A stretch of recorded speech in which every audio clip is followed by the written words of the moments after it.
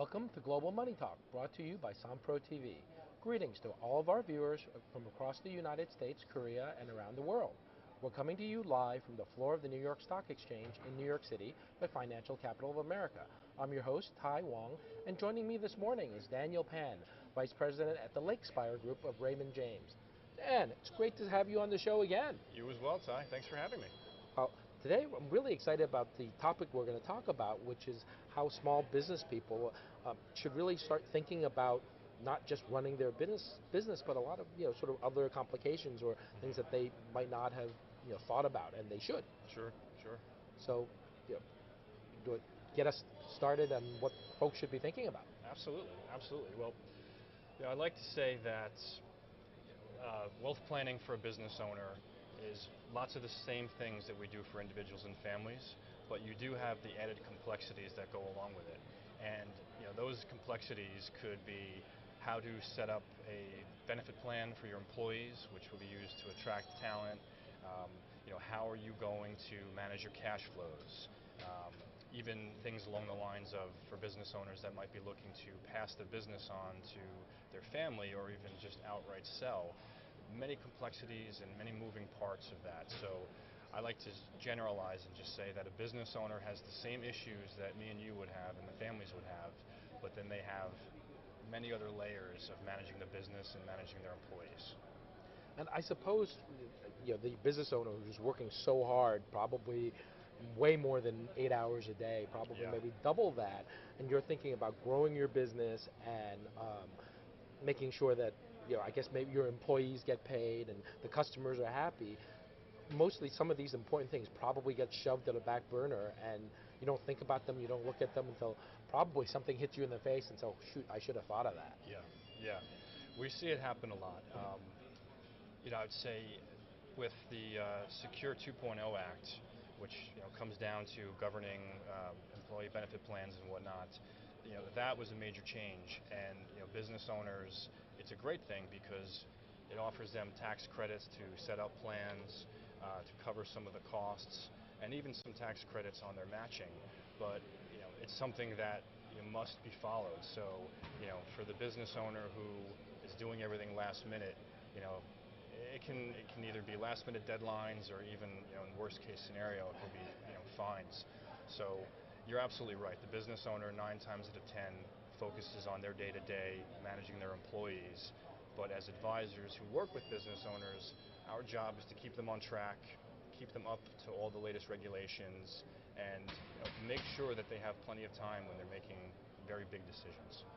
So I know you brought some slides. I think I should bring up slide 1 or slide 2 at this stage. Why don't we bring up slide 2? Slide 2 would be great. I think it's on business planning. Yeah. So we have you have succession and exit planning, working with investment banking, cash flow analysis, and business valuation. So you would just give us some ideas on some of those specific topics that, again, some of our viewers might have issues with and are not thinking about. Sure. So coming back to your last point about doing things last minute and business owners putting their employees ahead of themselves, something that we really preach is for business owners who are looking to maybe sell the business to family, pass it along, or just outright exit. There are many pre-transaction planning strategies that can be used. These strategies can range from income tax mitigation, estate tax mitigation, and even capital gains. So for a business owner that is looking to sell and wants to reduce income tax, one of the solutions we offered is the incomplete gift non-grantor trust. And essentially what it is, it's setting up a trust in a no income tax or low income tax state where essentially you can reduce the income tax from the sale. Federal taxes must be paid. This is not an estate planning strategy, but if you're in a high income tax state such as California, New York, New Jersey, it's one of several potential strategies. I would go ahead. Just to interrupt for a second. Yeah. Give us just a rough idea. If you were a high income state versus a low or no income state, in terms of percentage points, how much are we talking about roughly? Sure. Well, for people that are in the highest tax bracket, all in between state, local, federal, Medicare, you can be up in the 40s and 50s, percent of total tax. If you are able to use some of these income tax strategies, again, in these high states, we could talk about potential 10% tax savings. And that's not tax deferral, that's true tax savings. So in the right situation, it makes a lot of sense. It just, people need to consider that by doing certain trusts like these, you are giving up control of the assets to a certain extent. It's not for everybody, but it is for people in the right situation, for sure. That's a great point. I mean, you could lose a little control, but if you're saving 10% on, on something very substantial, absolutely. May certainly well be worth it. Yeah. But you had some other strategies. Sorry, I interrupted you. Absolutely. No, absolutely. So, for people that are charitably inclined, the other pre-transaction planning you can do is all within the charity realm. So things like donor-advised funds, charitable remainder unit trusts, private family foundations. Essentially, what happens is the donor of the company stock, whatnot, can get an immediate tax write-off on the fair market value of the stock. Those proceeds can then be basically reinvested. They can grow tax-free and whatnot. Obviously, the remainder is going to go to charity. So if you're not charitably inclined, this is not something to do. But for someone who knew that they wanted to give to charity, this is a great way to do so, while also considerably saving on taxes.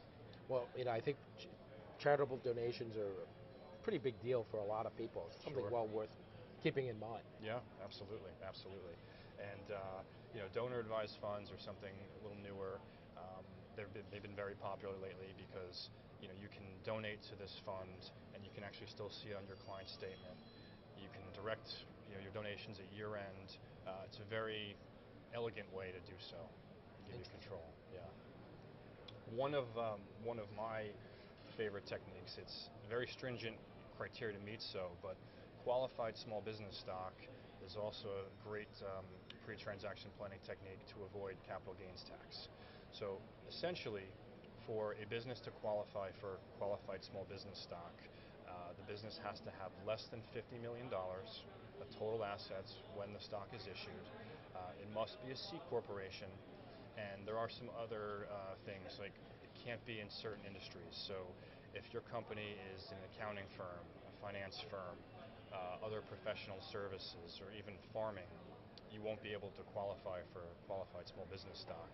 But if it's a company in the technology or the manufacturing or retail space, it's possible that you could qualify for this.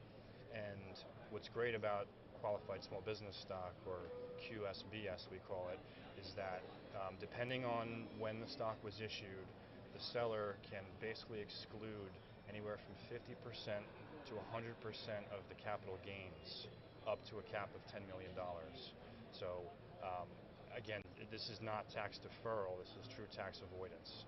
So, if we have younger entrepreneurs that are in the manufacturing, tech, or retail spaces, it's something we recommend they check out. Even if they have no plans on selling the business, this is something that must be done many, many years prior, and why wouldn't you want to at least explore that? So you have to do this quite some time before you actually execute it? Correct. QSBS must be held for a minimum of 5 years before it's sold. So this is not a last-minute type thing you do. This is some business owner that realizes that they do have a succession plan, but it's not anytime soon. It's something they should explore. So it sounds as if it allows you to move a chunk of up to $10 million or thereabouts at a lower than a market rate, so you save potentially a lot on capital gains. Correct. You're not really moving it, but essentially it's an incentive for people to create companies. So basically, by getting this QSBS status, the government says that we will exclude the first 50 to 100% of the capital gains. We'll exclude that from taxes. it's really to incentivize people to start businesses. Interesting, Yeah. interesting. And I mean, I'd never heard of it. I'm not in a really a small business person myself, more on the finance side. But it sounds like a really valuable tool Yeah. if you know about it. I don't know how Yeah. well advertised this is. It's not, and probably just because it's for a very small subset of the companies out there. But you know, tech is very big, right? I mean, technology companies are always being founded. So again, it's a box that you should check. It's something that you should explore if you're in that criteria range. Wow. I mean, I live in a town that's really kind of a lot of entrepreneurs in that town, Sure. and I'm a dollars to donuts, and I bet a lot of people have never heard of this. So it sounds as if you should be working with consultants, financial consultants like Lakespire for, you know, well before you're thinking about selling your business or moving on from your business. Sure. I mean, a lot of savings. Yeah, yeah, and again, anything that's you put your time into it, you think it through. We believe the outcomes will be better. Getting back to the qualified small business stock, it is expensive to set up. I mean, you're going to have to hire a lawyer, so there's always that possibility that you go through. You spend the time, you spend the money to get it set up, and then for whatever reason, if the business fails, maybe it didn't work out, but again, it's still worth exploring, we believe. Yeah, I certainly I want to have this on the menu, Absolutely. so to speak. Absolutely. Yep. Absolutely. And in terms of some of the other, I mean, this is planning that I don't think a lot of business owners are really thinking about. So in terms of some of the other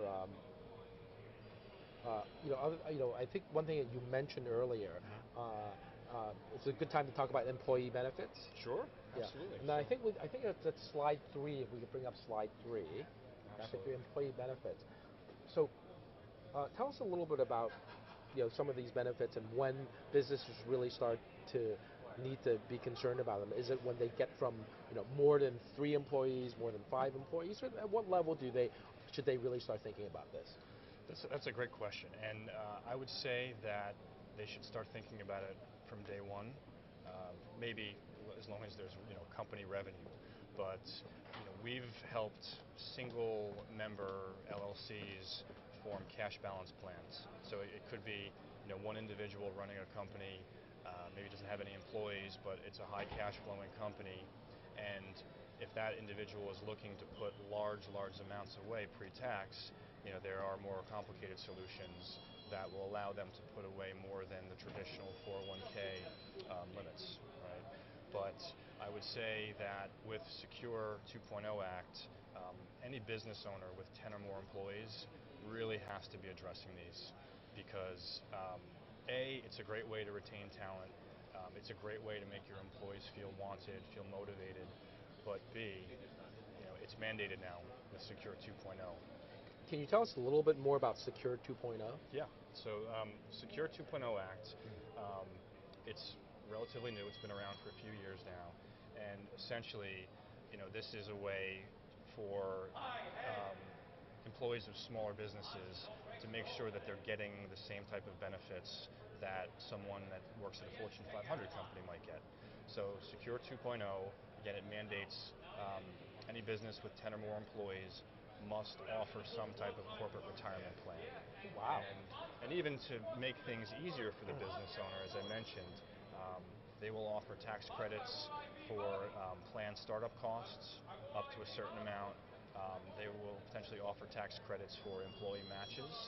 So, government realizes that Americans need to save, and this is a great way to do so. And even Secure 2.0 has also made it easier for Roth contributions.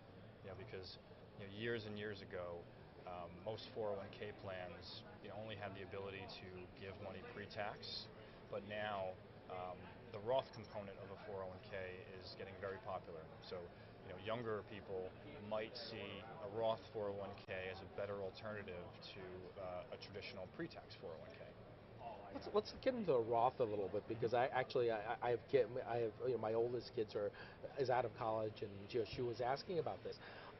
So a Roth is you put after-tax money in. So am I right to say that Correct. it makes sense if you're not in a very high tax bracket right now to eat the taxes now and then let it grow and then you can take it out tax-free later? Is that Correct. how the Roth works? Correct. You hit the nail on the head.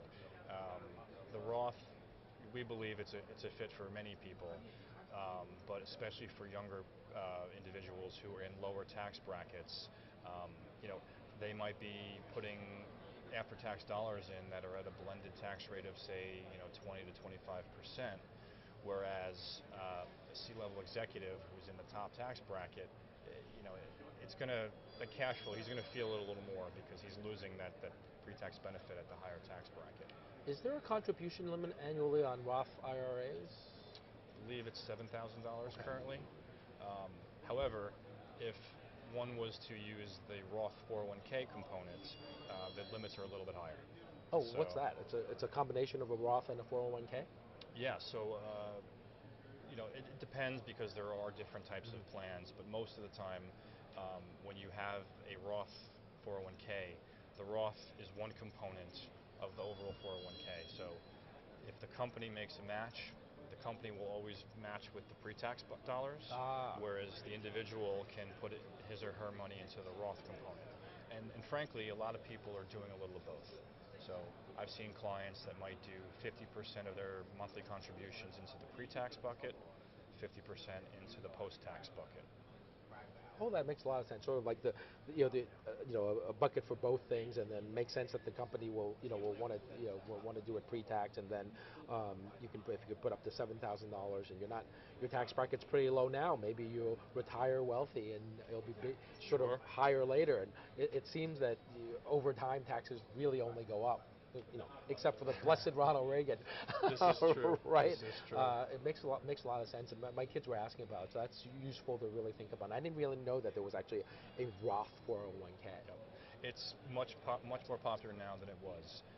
Again, maybe 10 or 15 years ago, 5 to 10% of plans had it, but now it's starting to become the majority, actually.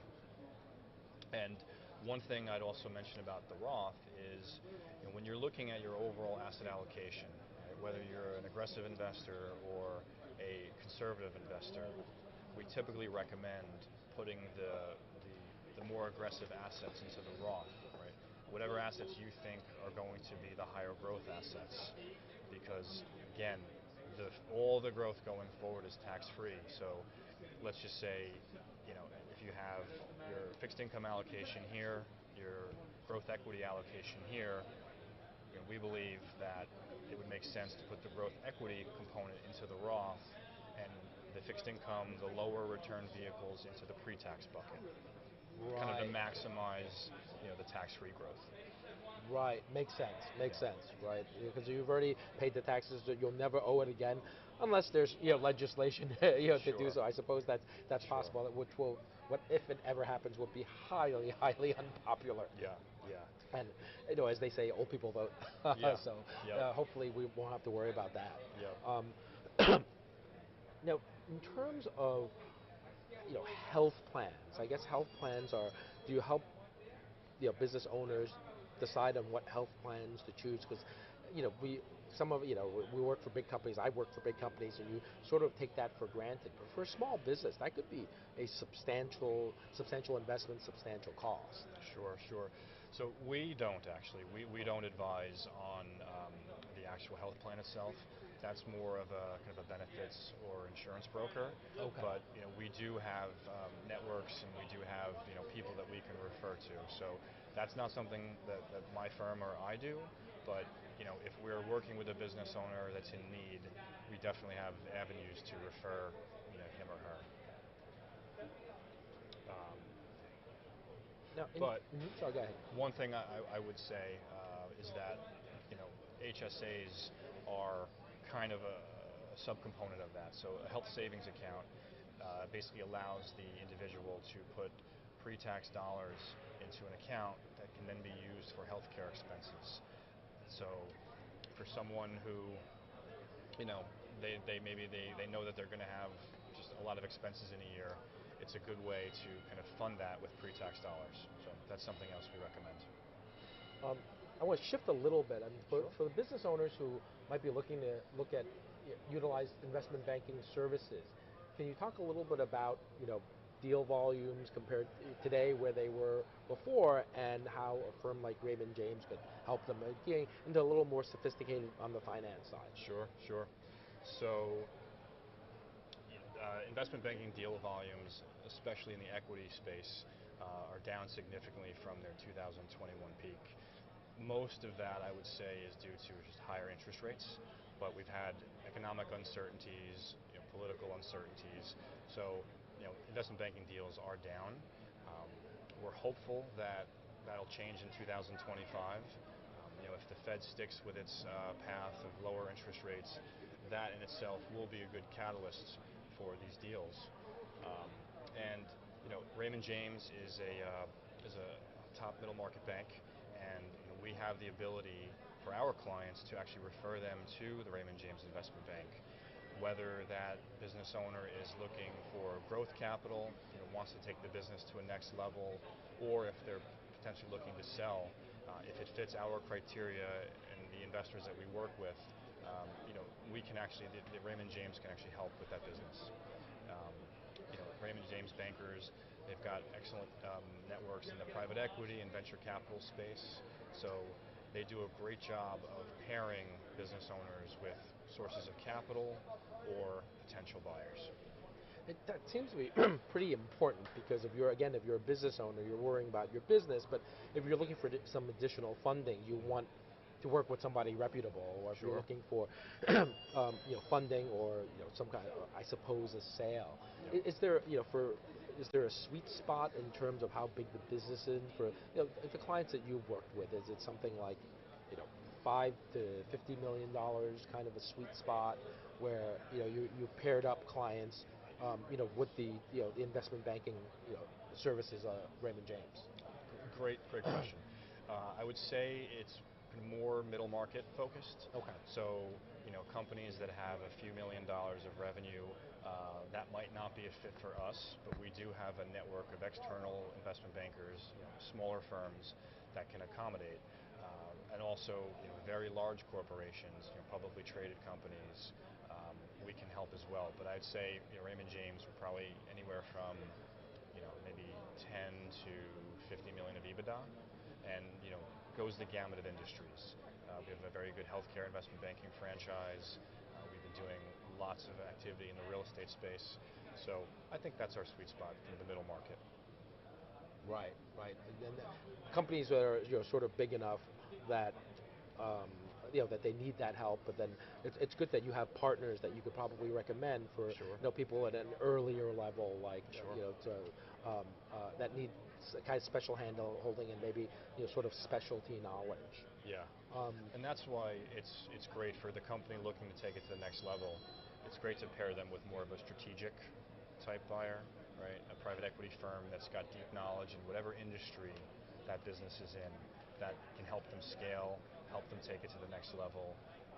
So that's the name of the game for us, is making sure we find the best fit for that business owner and whatever his or her goals are. Now, some of the things I guess I'd like to talk about when we were chatting before the show. We bring up slide 4, and what are some of the risks that are unique to business owners? Great question. So, outside of the business itself, which the business owner knows his or her business. So outside of that, some of the risks that the business owner might come across is a key person insurance. So key person insurance provides a monetary payout if someone, like your number one salesperson, your rainmaker, if they are disabled or can no longer work, or even the CEO, because with someone like that, it's going to be cost to find someone new to replace, to train, and for your best salespeople, that could be lost revenue, it could be lost clients. So key person insurance can provide a monetary payout to offset some of that lost revenue, some of the costs. So that helps a lot. And then I would say, for businesses that maybe have multiple owners, a buy-sell agreement is also another solution that we like, because with a buy-sell agreement, it's something that you do well before you're looking to sell the business, but it provides a kind of standardized method to value the business. It's a kind of a pre-arrangement on, um, how are we going to go ahead and sell it, and then also, if the person that passes, if the other partner is looking to buy it, they might not have enough capital to buy the partner out. So this buy-sell agreement can also help actually the buyer, can provide them a payment to help them actually purchase the other share of the business. So in the right situations, those make a lot of sense. And then I would say, just making sure that the business is insured properly, making sure that your P&C insurance levels are proper, making sure that you're offering all the disability and life insurance to your employees. That's very important as well. And and then again, we use life insurance as well, right? I mean, because key person insurance is a form of life insurance, but again, life insurance is also a good risk management tool that we use for anybody. Is key person insurance for small businesses common? It's a great question. I would say probably not as common for smaller businesses, but for the businesses that identify the risks and really think things through, it's something that makes a lot of sense. But probably more common for your middle market companies, companies with lots of employees. I asked because I invested in a sort of a family, decent sized family business, Okay. and you always think if the investment is really on the CEO. If the CEO decides to leave or has an unfortunate something happen to him, then you're for my investment, I'd actually like to take key person insurance out on that CEO. I suppose that probably, I'm not sure an insurance company might want to sell that, but it seems like it's a good idea in certain specific cases where someone is so important that Sure. you want some kind of compensation, or at least to bridge you over a gap. Sure. Yeah. I mean, I think that's what you'd have to do. You'd have to kind of go through your employees and the owners and try to quantify what would happen if this person or that person got sick, became incapacitated, or even passed away. What kind of financial hardship would occur? And if you're able to think it through, try to quantify that, that's probably the first step of considering key person. If the loss is going to be on the smaller side, there's enough cash flow on hand to cover it, it might not make sense. But if there's a major rainmaker out there that has the ability to also poach some of your clients, and it would lead to much larger revenue losses, that could be a good situation for it. In terms of risk, succession planning. Mm-hmm. As businesses get a little more mature, maybe the CEO is looking to retire and looking to either if it's a family business, moving it on to their families. Do you help out with sort of succession planning? Sure, absolutely. I'm just gonna let's go back to So succession planning is huge.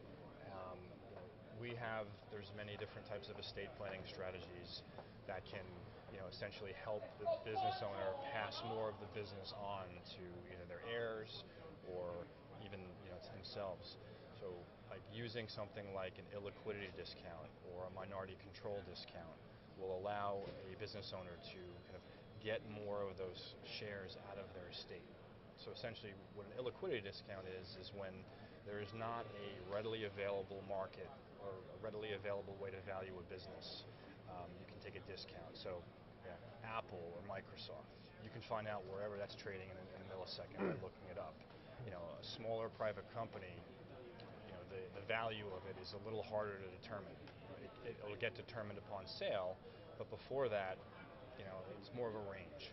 So if someone was to use an illiquidity discount, if they believed in their heart that, let's just say, the company was worth $50 million, you might be able to say, well, because it's not readily available to sale, because the shares are illiquid, we can treat it like it's worth less.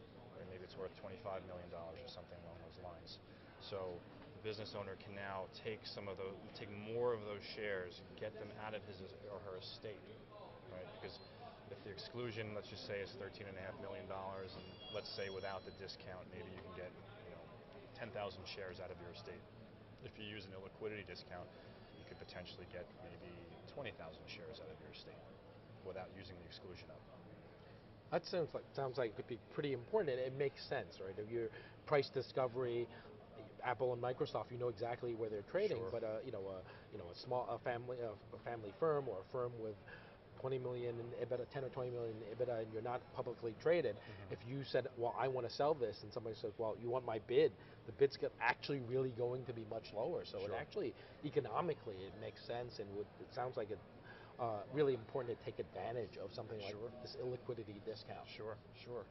And then, then there's, getting back to succession planning, there's kind of the non-numbers element, more the human element, right? And that could be bringing the whole family together, right? So as the owner is doing the planning, it's bringing the family together, making sure that everyone's on the same page, because for all the owner knows is his or her children might not want to take the business over at all, so he or she might have been thinking the whole time that Tommy and Jane is going to take the business over when they turn 60.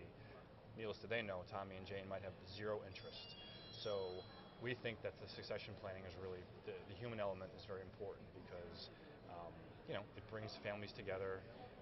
The more communication, the better, and ultimately, the more planning you do, typically the better the outcome.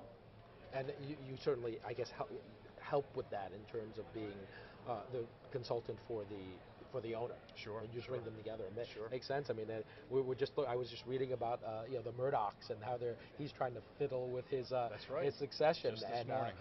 And it hasn't quite worked out the way that he's wanted it to, and that's on a very, very large scale. But I could see in a family business, you definitely want to get that sorted out for business reasons as well as family and personal reasons. You don't want that to go sour. Sure. Yeah.